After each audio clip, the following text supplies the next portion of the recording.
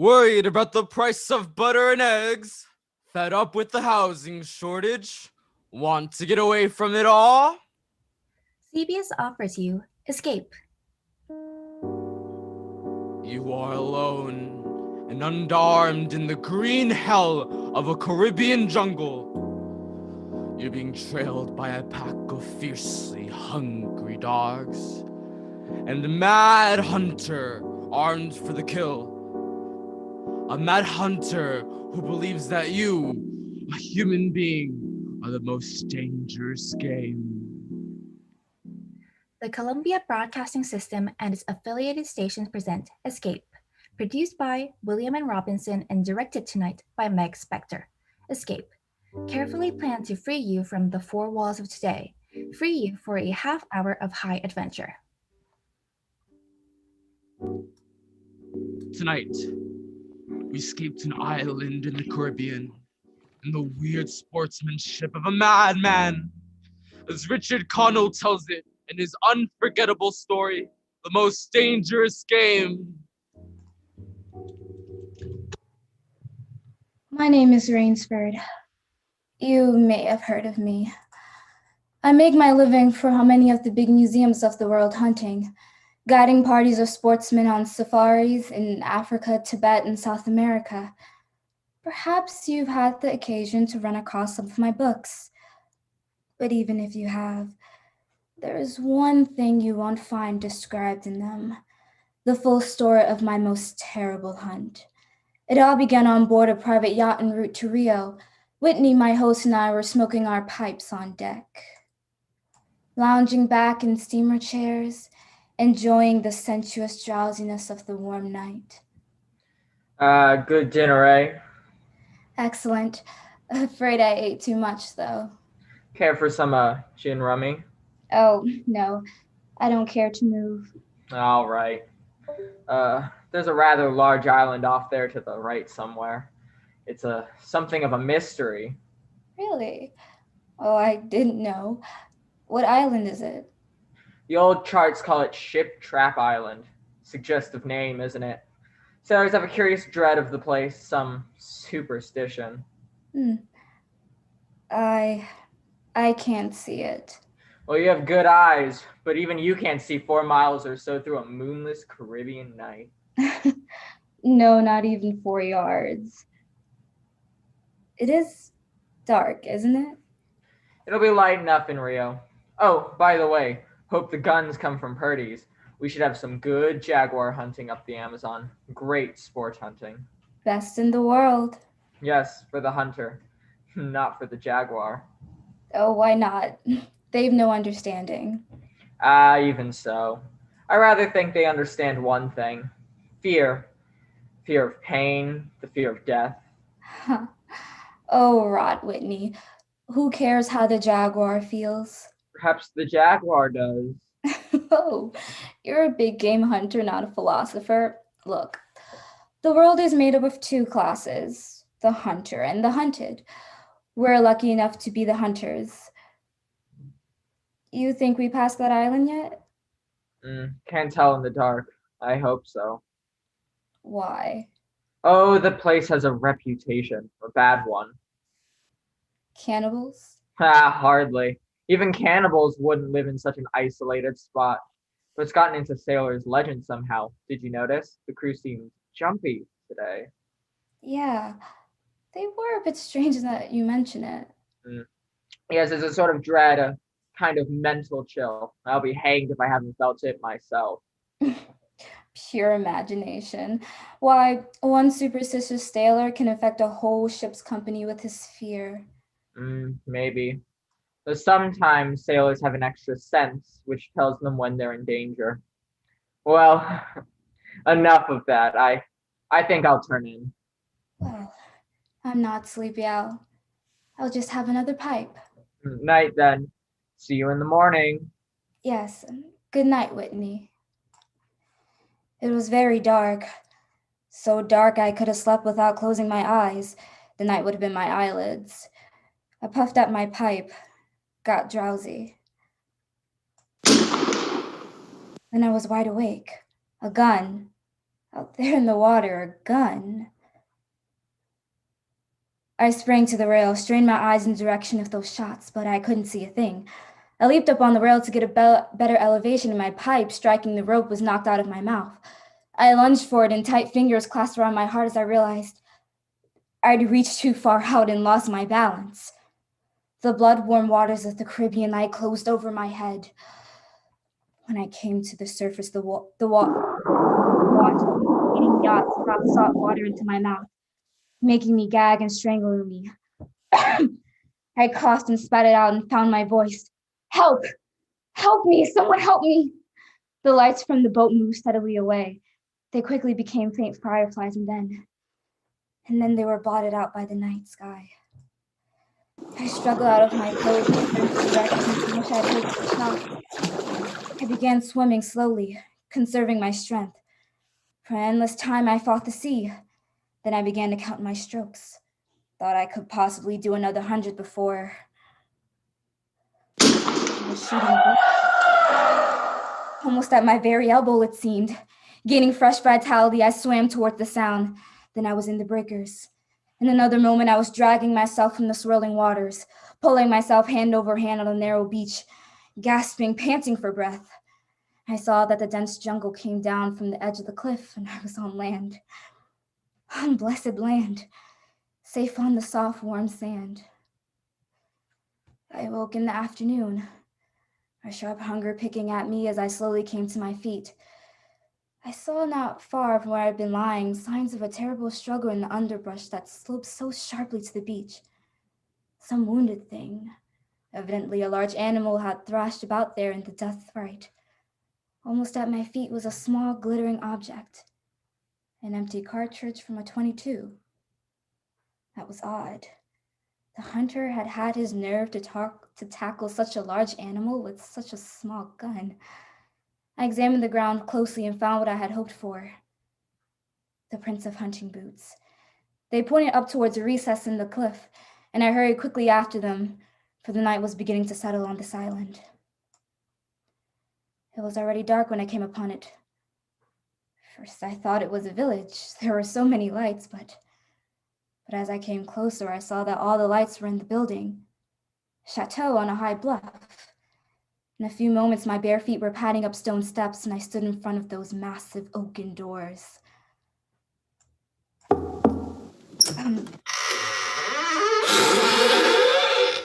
Good evening. Please don't be alarmed. There's no need for that gun. I'm no robber. It sounds silly, but I fell off a yacht. My name is Singer Rainsford of New York City. He was certainly not alarmed by me. This giant who stood facing me, the revolver in his hand, continued to point steadily at my chest. And the man behind it, well, he was solidly built and black-bearded to the waist, and silent. He waved me in with that gun and closed the door behind me.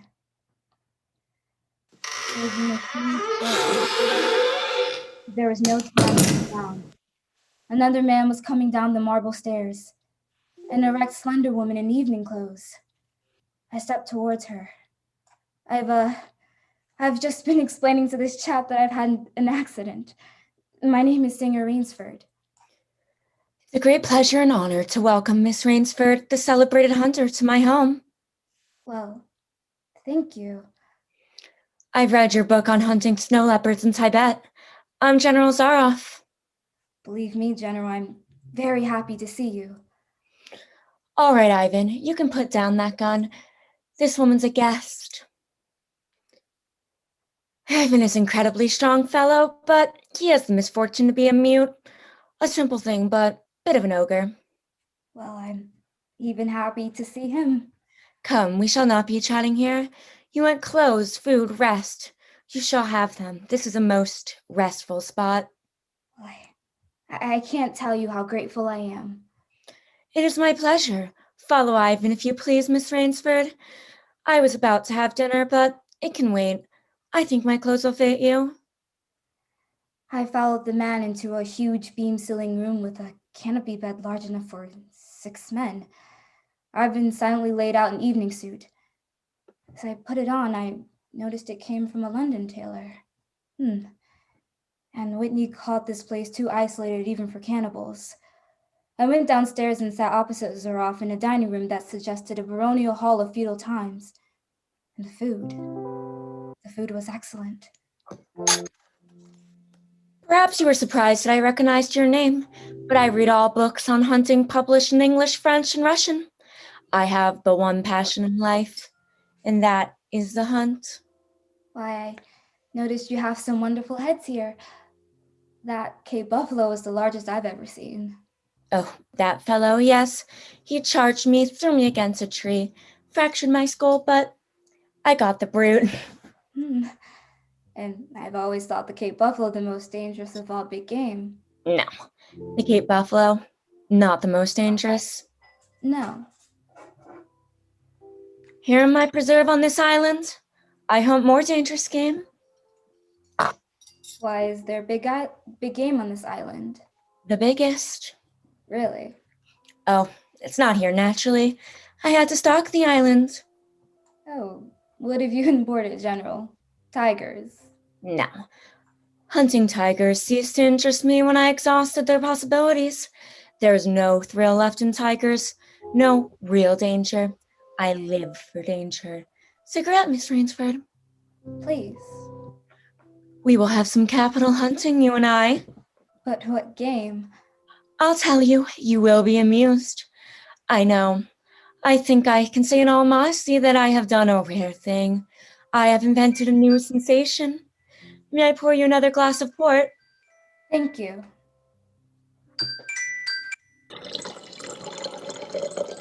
I have been a hunter all my life, but after many years of enjoyment, I found that the hunt no longer fascinated me. It had ceased to be what you call a sporting proposition. I always got my quarry, always, and there's no greater bore than perfection. Then you are a very good hunter, General.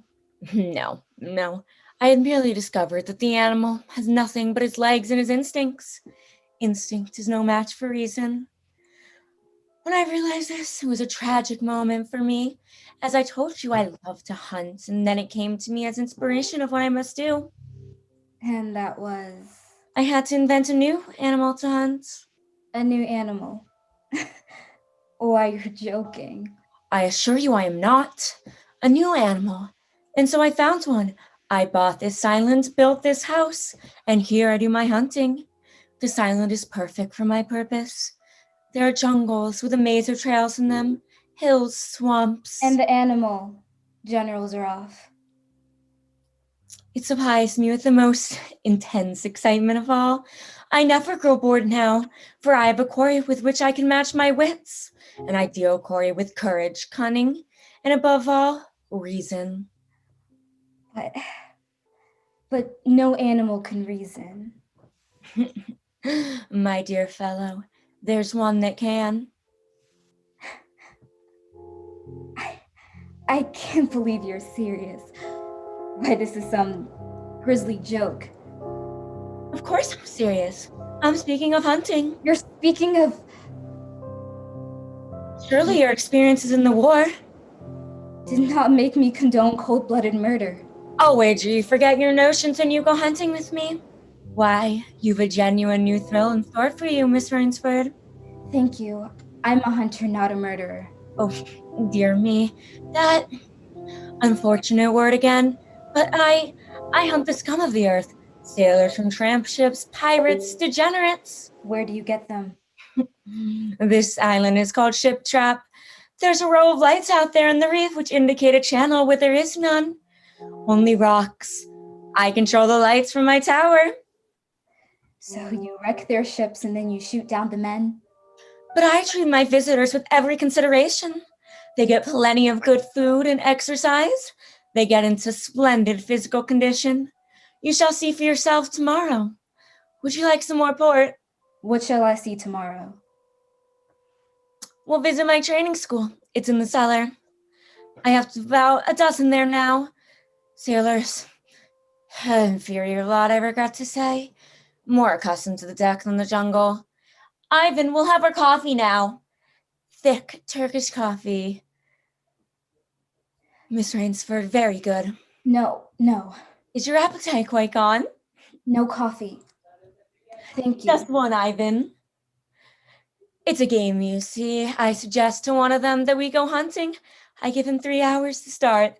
I am to follow armed only with a pistol of the smallest caliber and range. My quarry eludes me for 3 whole days. He wins the game. If I find him, he loses. And if he refuses to be hunted? Well, I give him the option. If he won't hunt, I turn him over to Ivan here. Ivan once served as the official executioner to the Great White Tsar, and he has his own ideas of sport. Invariably, they choose the hunt. And if they win? To date, I have not lost. I don't wish you think me a braggart. One almost did win. Eventually, I had to use the dogs. The dogs. Yes, just step over here to the window for a moment. I want you to see my courtyard. Go ahead, Miss Rainsford. Open the window, please. I have a dozen, as you can see. They are let out every night at 7. If anyone should try to get into my house or out of it, well, it would be regrettable. And now I want to show you my new collection of hats. Will you come with me to the library? I hope you'll excuse me tonight. I'm really not feeling well at all. Oh, I'm sorry. You need a good restful night's sleep. Tomorrow you'll feel like a new man and then we'll hunt, eh? I have one rather promising prospect. But I was already hurrying from the room and up the marble stairway. I heard her calling after me. Sorry you can't go with me tonight. I expect rather fair sport. A big man from the West Coast. He looks resourceful. The bed was good. I was tired, but I didn't sleep. I didn't toss nor turn. I didn't move. I just lie rigidly in one spot, my eyes glued to the ceiling, my arms tight against my sides, my breathing slow and heavy, my mind empty, just waiting and waiting. The inky black was just beginning to dissolve. A thin line of gray was just beginning to seep insidiously into my room. When Zaroff found his quarry, then I suppose I slept.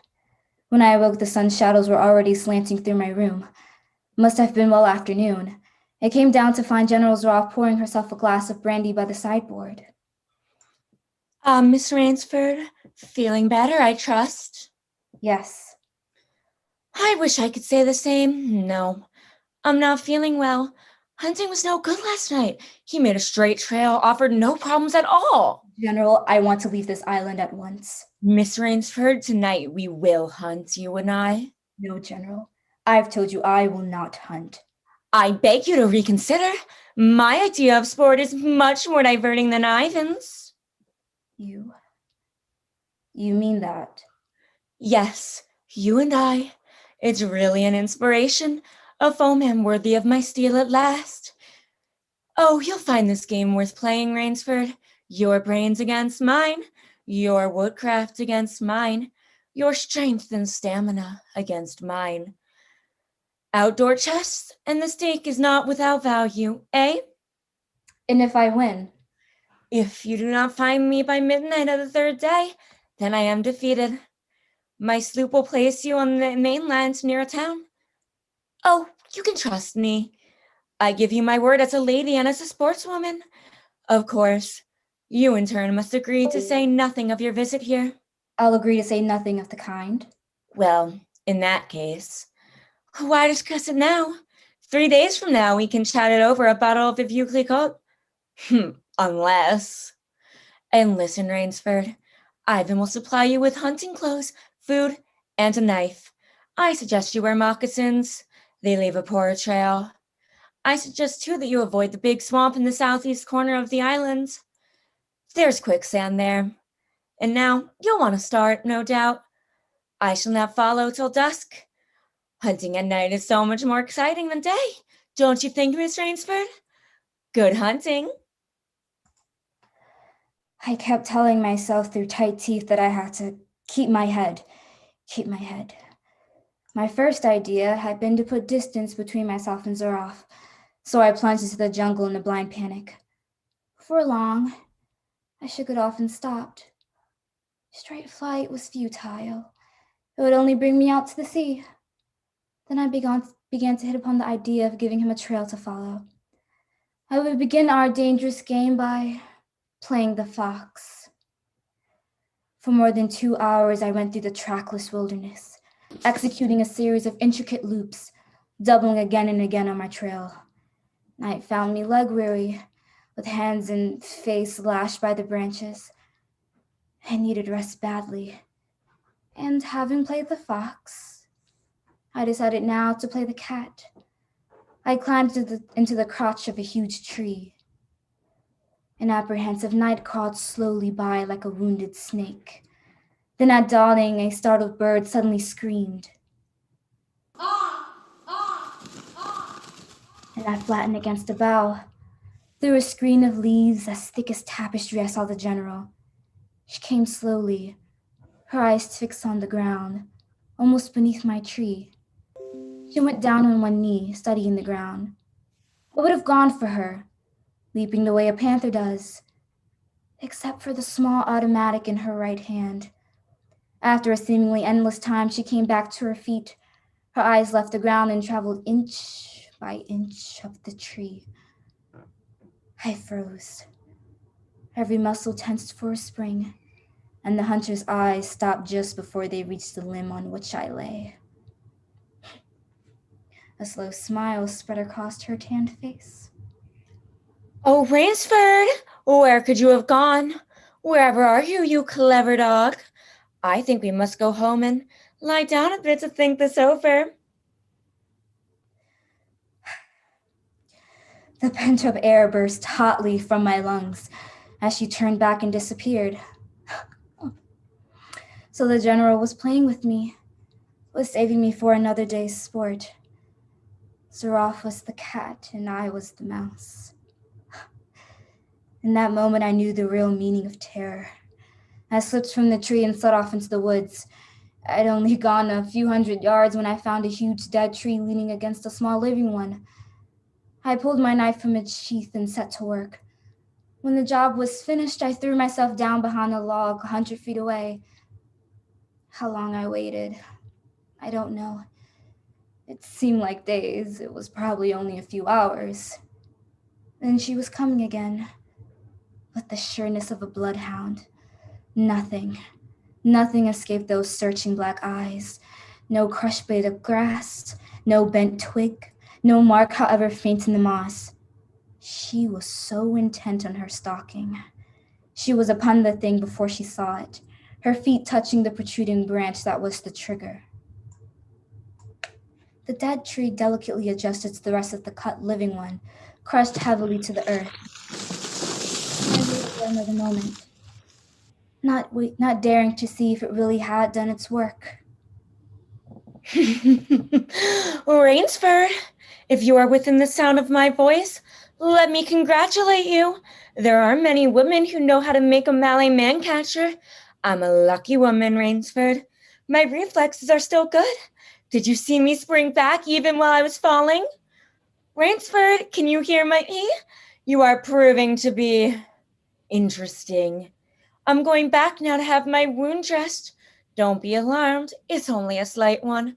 I shall be back. I shall be back. It was dark, and I had been going for hours. The vegetation became ranker. Insects were biting me savagely. Then when mud began sucking viciously at my feet like giant leeches, I knew where I was. About to enter the dense swamp with its quicksand. However, the softness of the earth gave me an idea. I stepped back about 100 paces of the quicksand and began to dig. When the pit was above my shoulders, I climbed out, and from some hard saplings I cut stakes, sharpening them to a fine point. I planted the stakes at the bottom of the pit with their points up. With flying fingers, I wove a rough carpet of weeds and branches, and with it, I covered the mouth of the pit. Then, wet with sweat and aching with tiredness, I crouched behind the stump of a lightning-blasted tree. I heard the padding sound of feet on the soft earth. I knew she was coming. The night wind brought me the perfume of the general's black cigarette. Then I could see nothing. It seemed to me that she was coming with unusual swiftness, that she was not feeling her way along foot by foot. In one brief moment, I lived an entire year. Then I heard the sharp crackle of breaking branches. The cover of the pit gave way. Ah, you've done well, Rainsford. Very well. Where did you get the time? Your Burmese tiger pit has claimed one of my best dogs. And so you score again. I must see what you can do now against my whole pack. Pity. She went away again. But I just lied there in the swamp that night.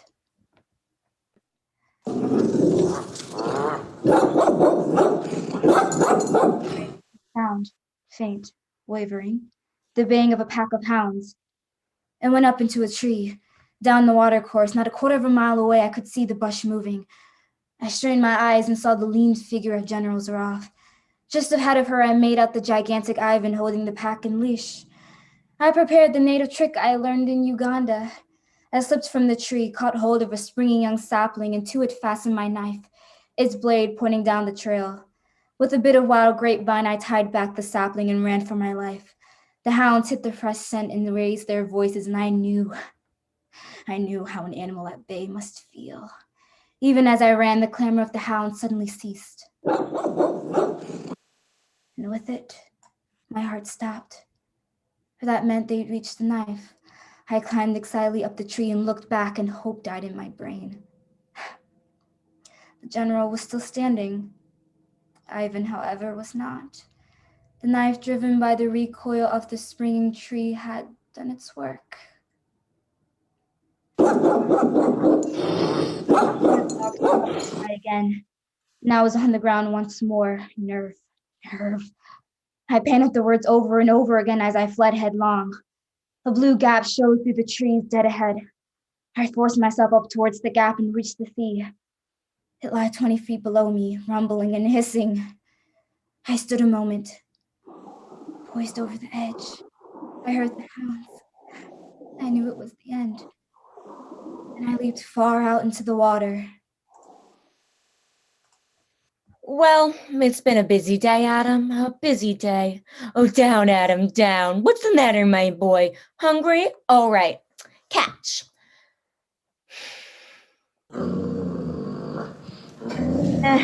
Quite a day. Not perfect, of course. Two slight annoyances. One is it will be difficult to replace Ivan. And of course, the American escaped. Didn't he, Adam? Well, then, of course, he didn't really play the game. So we won't count it. No, we won't count it at all. All right, my boy. That's enough for now. Out you go with the rest. Better luck another time.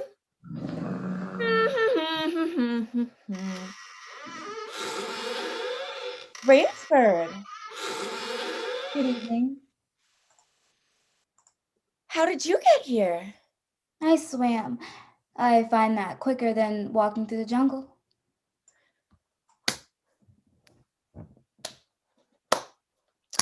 I congratulate you. You have won the game. No, General. Yes, of course you have. Well, I'm still a beast at bay. Get ready, General Zaroff. I see. Splendid. One of us will furnish a meal for the hounds. The other will sleep in this very excellent bed. Good, Rainsford, good. On guard.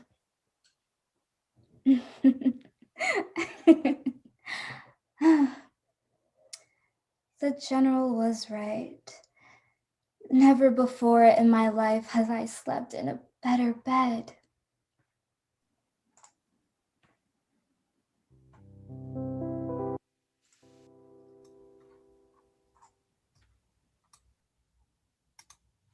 Escape is produced by William N. Robson. It was directed tonight by Meg Spectre. You have escaped tonight for the Richard Connell story, The Most Dangerous Game. Adapted for radio by Irving Ravitch with Paul Frees, Sanger Rainsford, and Vance Conread as General Zaroff. Special musical score was conceived and conducted by Kevin Gochez. Next week, You're sitting at the throttle of a speeding locomotive, screaming around the curves of a mountain gorge, racing against time with death at your shoulder. Next week, you're the engineer of the Yellow Mail.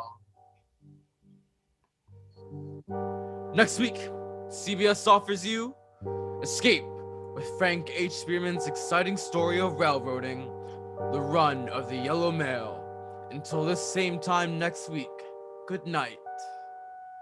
this is CBS, the Columbia Broadcasting System.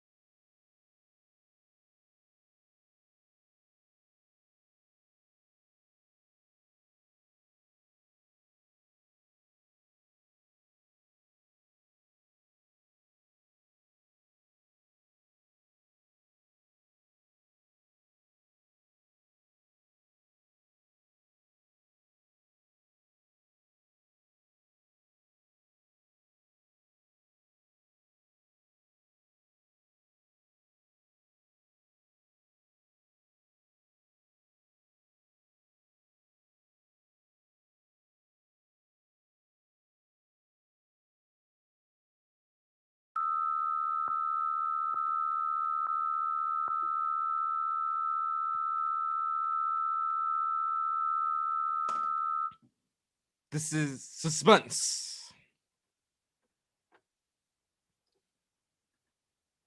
This is the Man in Black, here to introduce Columbia's radio program, Suspense. Tonight is your premiere a new Saturday evening series on the air.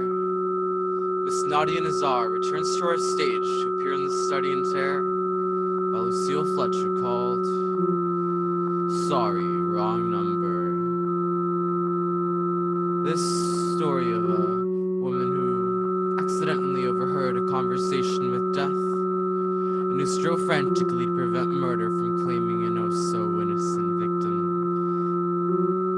is being repeated by popular request as tonight's tale of Suspense.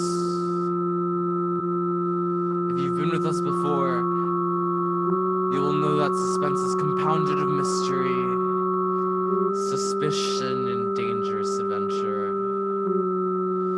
And the series are tales calculated to intrigue you, to stir your nerves, to offer you a precarious situation, and withhold the solution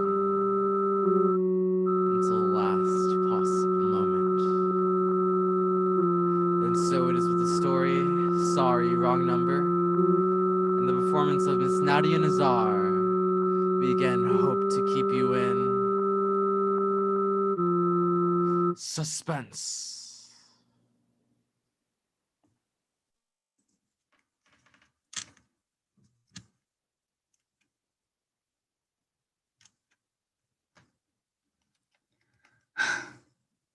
Oh dear.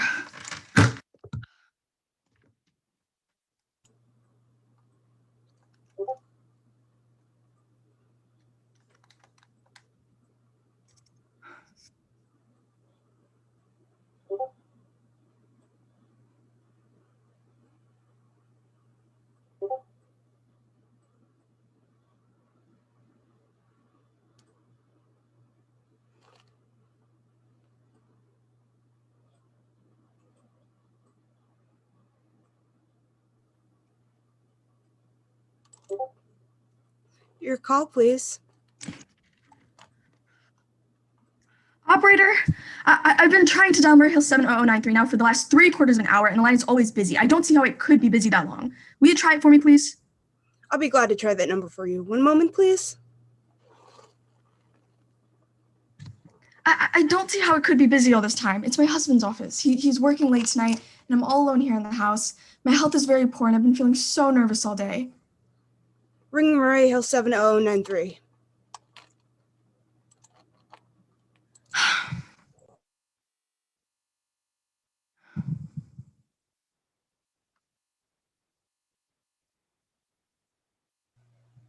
Hello? Hello? Hello? Is Mr. Stevenson there? Hello? Hello? Hello? Hello? George? Yes, sir. This is George speaking. Hello? Who's this? What number am I calling, please? I'm here with our client.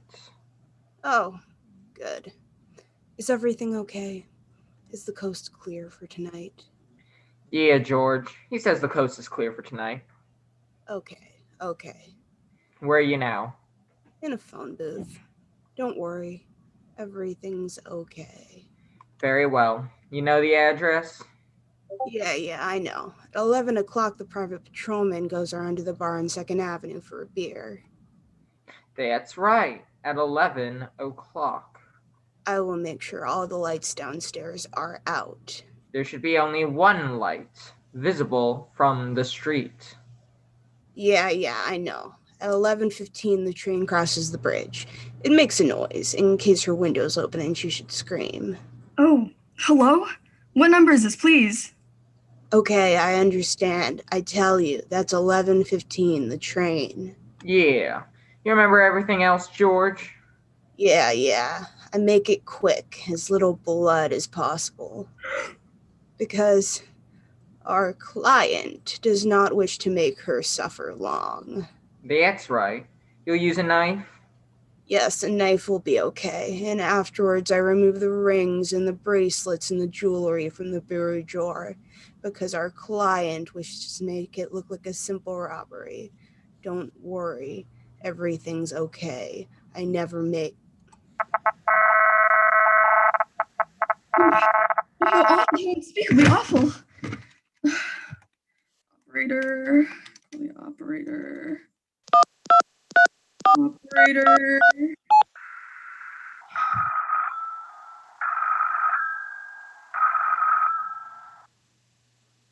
Your call, please. Operator, I've just been cut off. I'm sorry, what number were you calling? Why, it was supposed to be Murray Hill 70093, but it wasn't. Some wires must have crossed. I was cut into a wrong number, and I've just heard the most dreadful thing. Something about a murder, and operator, you simply have to retrace that call at once. I beg your pardon. May I help you? Oh, I know it was a wrong number, and I had no business listening, but these two men, they were cold-blooded fiends, and they were going to murder somebody, some poor innocent woman who was all alone in a house near a bridge, and we've got to stop them. We've got to. What number were you calling, please? Well, that doesn't matter. This was a wrong number, and you dialed it for me, and we've got to find out what it was immediately. What number did you call? Why are you so stupid? What time is it? Do you mean to tell me that you can't find out what that number was just now? I'll connect you with the chief operator. Oh, I think it's perfectly shameful. Now, look, it was obviously a case of some little slip of the finger. I told you to try Murray Hill 70093 for me. You dialed it, but your finger must have slipped, and I was connected with some other number, and I could hear them, but they couldn't hear me. Now, I simply fail to see why you couldn't make that same mistake again on purpose, why you couldn't try to dial Murray Hill 70093 in the same sort of careless way. Murray Hill 70093? Yes. I'll try to get it for you. Thank you.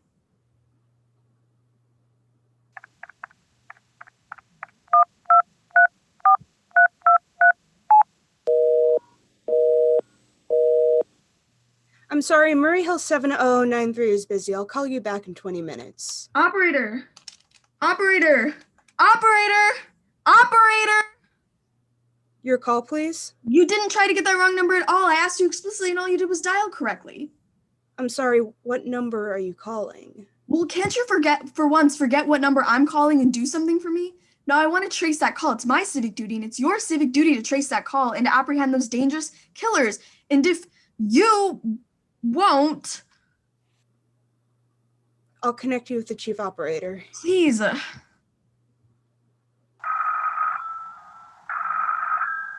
dear.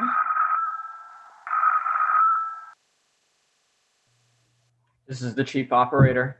Oh, a chief operator, I want you to trace a call, a telephone call, immediately. I don't know where it came from or who was making it, but it's absolutely necessary that it be tracked down because it was about a murder that someone's planning. A terrible, cold-blooded murder of a poor innocent woman tonight at 11:15. I see. Well, can you trace it for me? Can you track down those men? I'm not certain. It depends. Depends on what? It depends on whether the call is still going on. If it's a live call, we can trace it on the equipment. If it's been disconnected, we can't. Disconnected?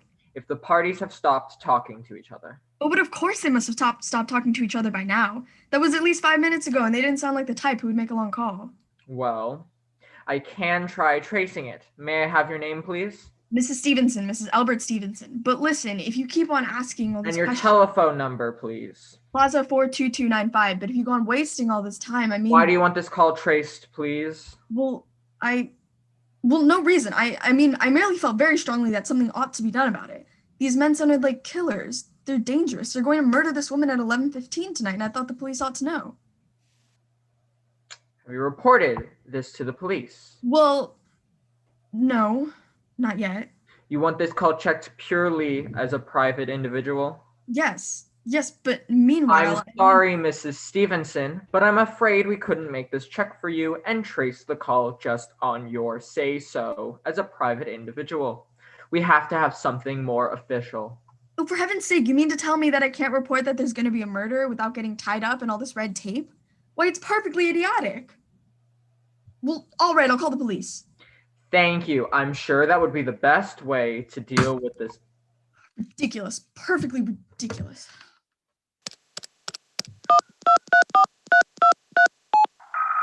Out of it. I can't see why I have to go through all this trouble. Your call, please. The police department. Get me the police department, please. Thank you. Oh dear, do you have to dial? Did you ring them direct? Ring the police department.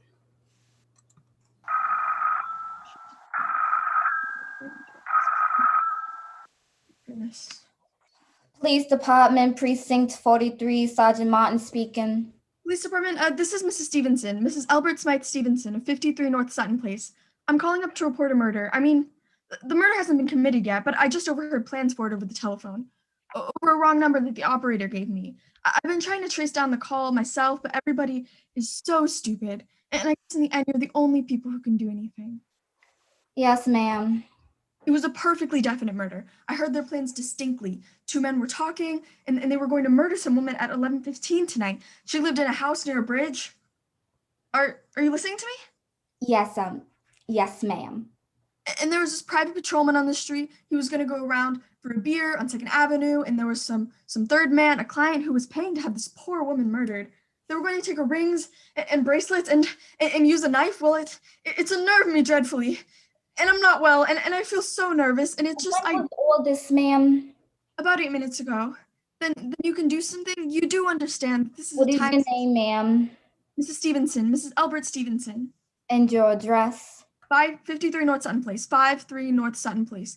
That's near a bridge, the Queensboro Bridge, you know, and we have a private patrolman on our street. And 2nd Avenue. And what was the number you were calling? Murray Hill 70093, but that wasn't the number I overheard. I mean, Murray Hill 70093 is my husband's office. He's working late tonight, and I was trying to reach him to ask him to come home, and I'm an invalid, you know, and it's the maid's night off, and I hate to be alone. Even though he says I'm perfectly safe as long as I have the telephone right beside my bed. Well, we'll look into it, Miss Stevenson, and see if we can check it with the telephone company. But the telephone company, they said they couldn't check the call if the parties had already stopped talking. I've taken care of that already. Oh, you have? Yes, and personally, I feel you ought to do something far more immediate and drastic than just check the call. What good does checking the call do if they've stopped talking? By the time you tracked it down, they'll have already committed the murder. Well, we'll take care of it. Don't you worry. Well, I'd say this whole thing calls for a search, a complete and thorough search of the whole city. Now, I'm very near the bridge, and I'm not far from 2nd Avenue, and I know I'd feel a whole lot better if you sent around a radio car to this neighborhood at once. And what makes you think the murder is going to be committed in your neighborhood, ma'am? Well, I don't know, only the coincidence is so horrible. 2nd Avenue, patrolman, the bridge. 2nd Avenue is a very long street, ma'am. And do you know how many bridges there are in the city of New York alone? Yes, I know. Not to mention Brooklyn, Staten Island, Queens, and the Bronx. I know that. How do you know there isn't some little house on Staten Island on some 2nd Avenue you've never even heard about? How do you know they're even talking about New York at all? I heard the call on the New York dialing system. Maybe it was the wrong number you overheard. Oh, don't. Look, lady. Telephones are very funny things. Why don't you look at it this way? Supposing you hadn't broken in on that telephone call. Supposing you gotten your husband the way you always do. You wouldn't be so upset now, would you? Well, no, I suppose not. Only it sounded so inhuman, so cold-blooded. A lot of murders are plotted in this city every day, ma'am. We managed to prevent almost all of them. But a clue of this kind, it's so vague. It isn't much use to us and no clue at all. But surely you understand this is... Unless, of course, you have some reason for thinking this call was phony and that someone may be planning to murder you. Me? Oh no, I hardly think so. I mean, why should anybody? I'm alone all day and night. I see nobody except my maid, Eloise, and she's a big girl. She weighs 200 pounds. She's too lazy to bring up my breakfast tray, and the only other person is my husband, Albert. He's crazy about me. He just adores me. He waits on me hand and foot. He's scarcely left my side since I took sick. Well, 12 years ago. Well then, there's nothing for you to worry about. Now, if you'll just leave the rest to us, we'll take care of it. But what will you do? It's so late. It's nearly 11 now. We'll take care of it, lady. Will you broadcast it all over the city and send out squads and warn your radio cars to watch out, especially in suspicious neighborhoods like mine? Lady, I said we'd take care of it. Just now, I've got a couple of other matters on my desk that require my immediate attention. Good night, ma'am, and thank you. Oh, you, idiot. I don't know why I didn't hang up the phone like that. I think I'm a fool. Why doesn't Albert come home? Why doesn't he come home?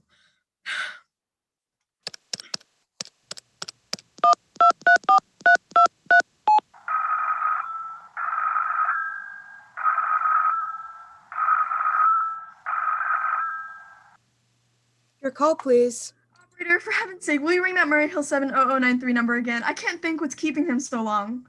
I'll try it for you. Well, try. Let's see why he doesn't answer it.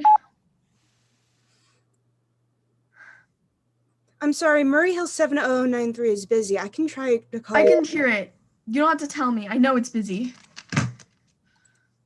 I could only get out of this bed for a little while, get a breath of fresh air, just lean out the window and see the streets.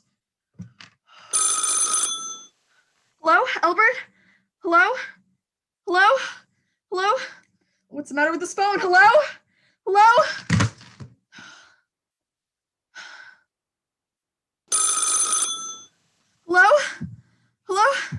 Oh, for heaven's sake, who is this? Hello? Who's trying to call me?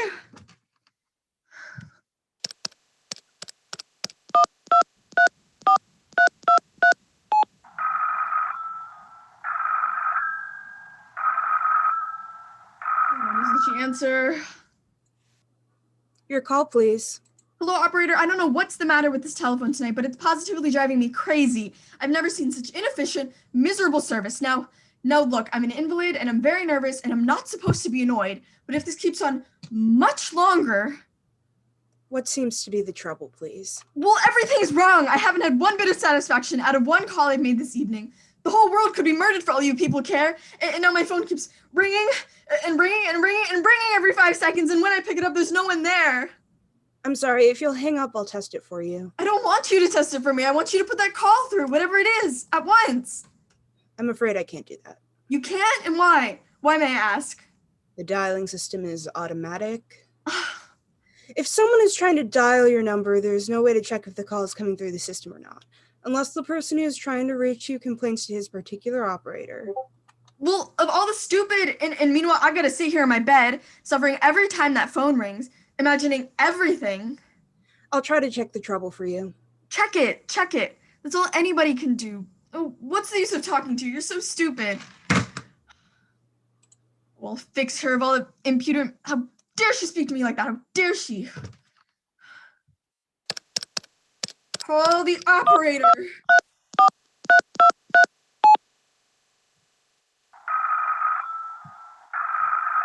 Why does it take so long?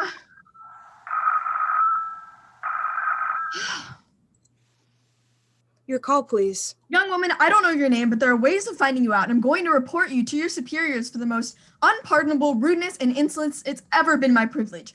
Give me the business office at once. You may dial that number direct. Dial it direct? I'll do no such thing. I don't even know the number. The number is in the directory, or you may secure it by dialing information. Listen here, you... Oh, what's the use? Oh, dear. For heaven's sake, I'm gonna go out of my mind! Out of my... Hello? Stop bringing me, do you hear? Answer me! Hello? Who is this? Do you realize you're driving me crazy? Who's calling me? What are you doing this for? No, stop it! Stop it! Hello? If you don't stop bringing me, I'm going to call the police. Do you hear me? The police! Oh, if Albert would only come home. It ring. Let it go and ring. It's a trick of some kind. I won't answer it. I won't, even if it goes on ring all night. Stopped. No, what's the matter? Why did they just stop ringing all of a sudden? Oh, what time is it? Where did I put that clock? Here it is, 5 to 11. Oh, they've decided something. They're sure I'm home. That they heard my voice answer them just now. That's why they've been ringing me. Why no one has answered me? I'll call the operator again.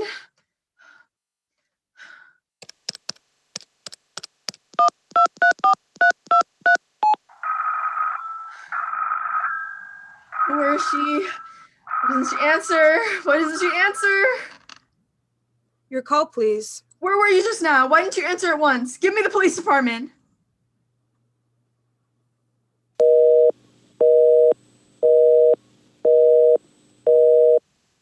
I'm sorry, the line is busy. I can call you back in a bit. Busy? But that's impossible. The police department can't be busy. There must be other lines available. The line is busy. I'll call you back later. No, I've got to speak to them now, or maybe too late. I've got to talk to someone. What number do you wish to speak to? I don't know, but there must be someone to protect people beside the police department. A detective agency.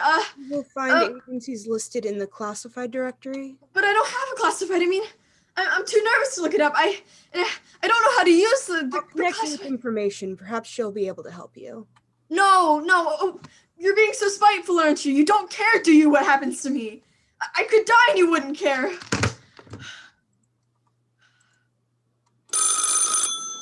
Stop it. I can't stand it anymore. Hello? What do you want? Stop ringing, will you? Stop it. Hello? Is this Plaza 42295? Yes, I'm sorry, this is Plaza 42295. This is the Western Union. I have a telegram here from Miss Elbert Stevenson. Is there anyone there to receive the message? I'm Mrs. Stevenson. The telegram is as follows. Miss Elbert Stevenson, 53, North Sutton Place, New York, New York. Darling, terribly sorry. Tried to get you for the last hour, but line busy. Leaving for Boston at 11 p.m. tonight on urgent business. Back tomorrow afternoon. Keep happy. Love. Signed, Elbert. Oh, no. Do you wish us to deliver a copy of the message? No, thank you. Thank you, madam. Good night. Good night. Oh, no. I don't believe it. He couldn't, not when he knows I'll be all alone. It's some trick. Some fiendish trick.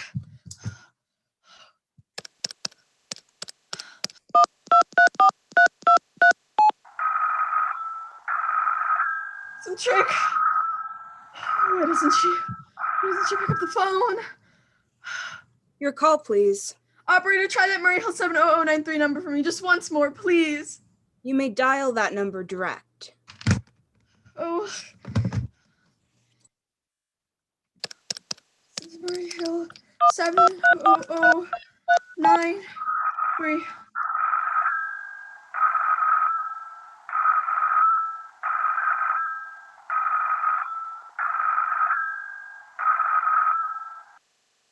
Oh, he's gone. Well, Elbert, how could you? How could you? I can't be alone tonight. I can't. If I'm alone one more second, I'll go mad. I don't care what he says or what the expense is. I'm a sick woman. I'm entitled. I'm entitled.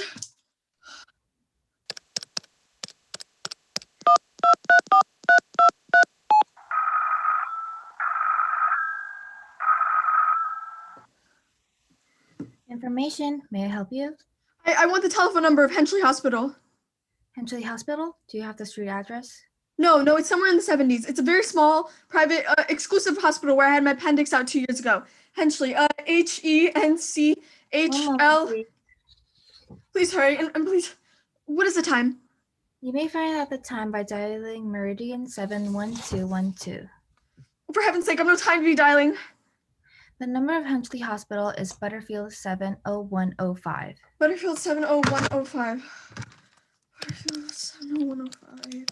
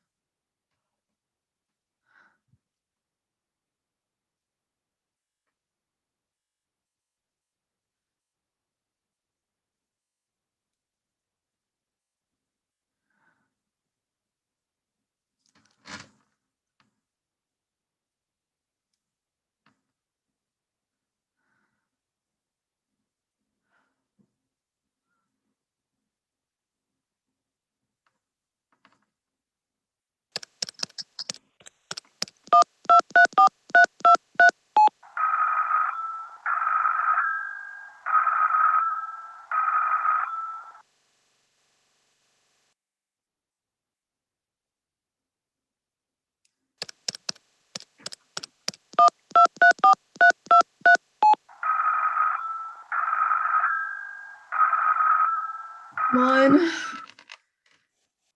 Where are they?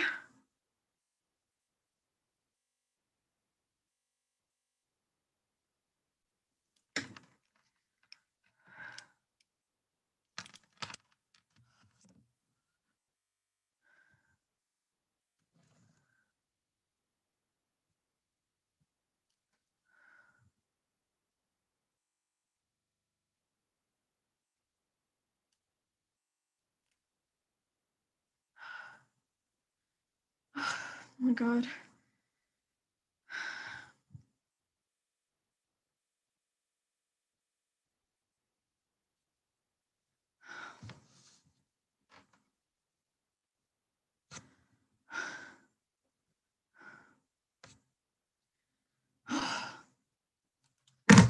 Why won't they pick up?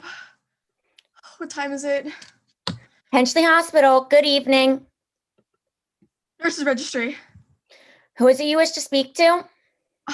I want a trained nurse. I want to hire her immediately for the night. I see. And what's the nature of this case, madam? Nerves. I'm very nervous. I need soothing companionship. You see, my husband is away and I'm...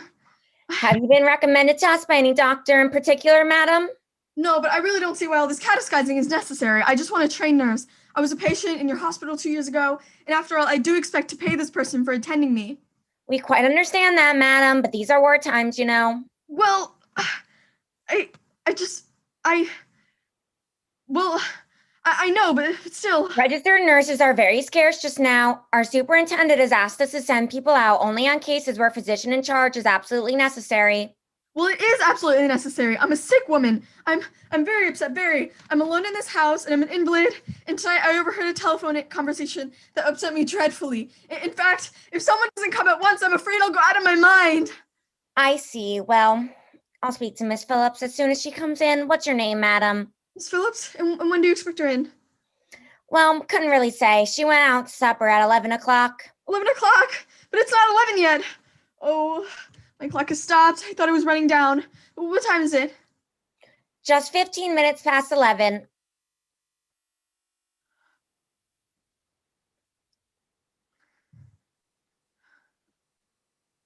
What was that? What was that? What was what, madam? That clicked just now on my own telephone, as though someone had lifted the receiver off the hook of the extension telephone downstairs. Well, I didn't hear it, madam. Now about this. But I did. There's someone in this house. Someone downstairs in the kitchen, and they're listening to me. I won't pick it up. I won't let them hear me.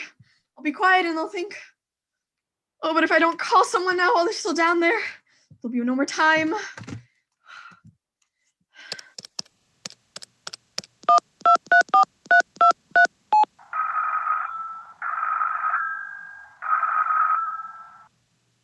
Your call, please. Operator, I'm in desperate trouble. I'm sorry, I can't hear you. Please speak louder.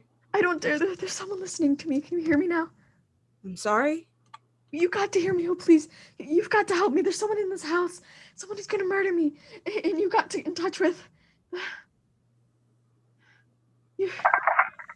Oh, there it is. There it is. Did you hear it? He's put it down. He's put down the extension phone. He's coming up.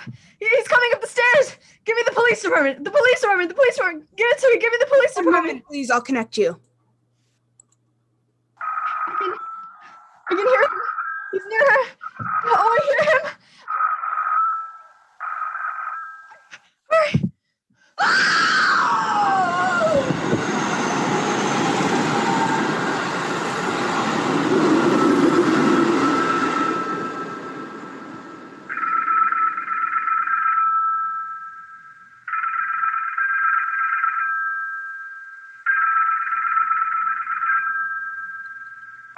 Department, Sergeant Martin speaking. Police Department, Sergeant Martin speaking. Police Department, Sergeant Martin speaking. Oh, for goodness sake. Police Department, Sergeant Martin speaking. Hello? Police Department, Sergeant Martin speaking. Oh, I'm sorry. Must have got a wrong number. Don't worry. Everything's okay.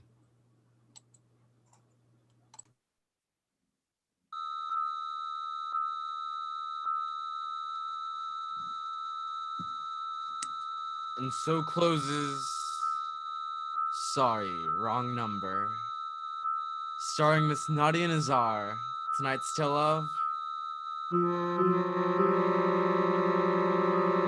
suspense. This is your narrator, the man in black, who conveys to you Columbia's invitation to spend this half hour in suspense with us again next Saturday, when we'll have another starring Hollywood cast headed by Miss Dolores Costello, with Martin Kozlik, Ian Wolfe, and George Zuko. The producer of these broadcasts is William Spear, with Ted Bliss, the director, Led Gluskin, the musical director, and Lucille Fletcher, the author, collaborated on tonight's Suspense. This is CBS, the Columbia Broadcasting System.